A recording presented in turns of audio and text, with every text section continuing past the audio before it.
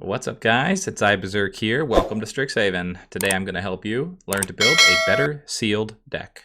Alright guys, class is starting. When building a sealed deck, the first thing I'll take a look at are the rares and mythics. A lot of times these are the most powerful cards, and any strong color pairings can help you decide where you might want to start building your deck.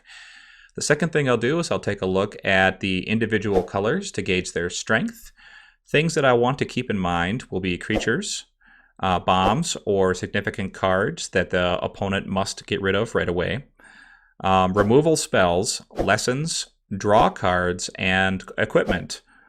Finally, when building a sealed deck, you'll likely want to consolidate into just 2 colors. However, with the format of sealed being slower than limited, don't be afraid to experiment with splashing in a 3rd color if it's justified. What's special about sealed is that you're given 6 packs and you don't know which cards that you'll be given.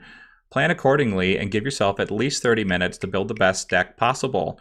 Remember that all good Magic decks have a plan to win the game. In regards to mythics and rares, please keep in mind that these cards are not a guarantee that you will play those colors. Just because you have a strong white or red card doesn't mean that you have to play white or red. A quick review is all that you'll need. When taking a look at individual colors, you'll want to see how each color stands on its own. Is this color strong enough to be one of 2 color pairs in your sealed deck? And if it isn't, are there any key cards in it that could be worth splashing in later? Also, don't be afraid to show your true colors. Each college in Strixhaven has 2 allied campuses and strong color pairings. Looking at an individual color can give you guidance into which color you might want to pair with. And don't forget to check your colorless cards. The Strixhaven set is a unique set. Its focus is on casting instants and sorceries, and because of this, the number of creatures, spells, and equipment has dropped significantly. In a typical draft, you could see yourself playing 17 creatures, 17 lands, and 6 artifacts, spells, or enchantments. This is not going to be the case in Strixhaven. With this in mind, the value of creatures has gone up significantly. Aim for 15 creatures if you can, but try not to go below 13 if possible. The remaining priorities are pretty much the same. You should focus on bombs, which are significant threats which must be removed immediately, removal spells to remove your opponent's bombs, lessons, which allow you to fetch answers, and draw spells, and finally equipment. So why have you come to Strixhaven? What makes it different? What makes it special? Well, for one, it has very few enchantments or equipment.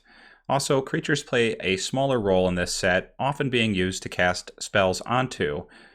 It has a unique mechanic called lessons, which you learn for and can create card advantage that can pull answers out of thin air surprisingly often. Let's take a moment to talk about the new mechanics in Strixhaven.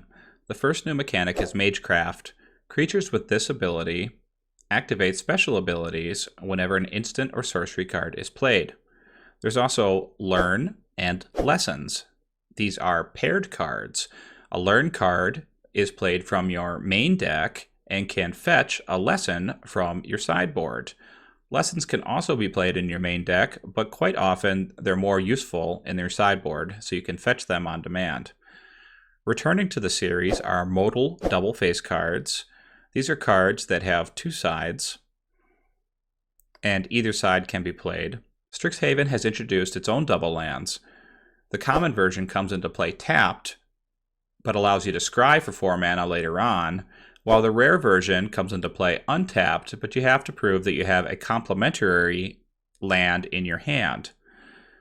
Finally, returning to the series, not necessarily new, is the ward mechanic. This has been played before, but is returning for the first time in a long time. Creatures that are targeted that have the ward mechanic cost the spellcaster life in order to target them. This brings us to the Mystical Archive. This is a whole entire other set that is tied to the Strixhaven release. The only way to get Mystical Archive cards are to spend wild cards or to open Strixhaven packs. The good news is that if you open a Mystical Archive card in your Strixhaven draft, these are playable in Strixhaven Limited and Sealed. They're also mostly legal in standard play, although several of the cards are not legal in standard or historic. You don't have to worry about losing any of your rare slots to a Mystical Archive card that might not be playable, though, because all of the Mystical Archive cards occupy the common slot in the pack that you're drafting. There are also some pretty cool Japanese variants. All right, let's talk commons and uncommons. For white, my top non-rares are Expel, Combat Professor, Beaming Defiance, Defend the Campus, and Star Pupil. My top non-rares for blue are Frost Trickster, Bury in the Books, Divide by Zero, Waterfall Aerialist, and Snow Day. Top black non-rares are Mage Hunter, Crushing Disappointment, Poet's Quill, Lash of Malice, and Leech Fanatic. Top non-rares in green are Bayou Groff, Big Play, Carrack Wrangler, Devouring Tendrils, and Overgrown Arch. Top non-rares in red are Academic Dispute, Ardent Dustspeaker, Enthusiastic Study, First Day of Class, Heated Debate, and Tome Shredder.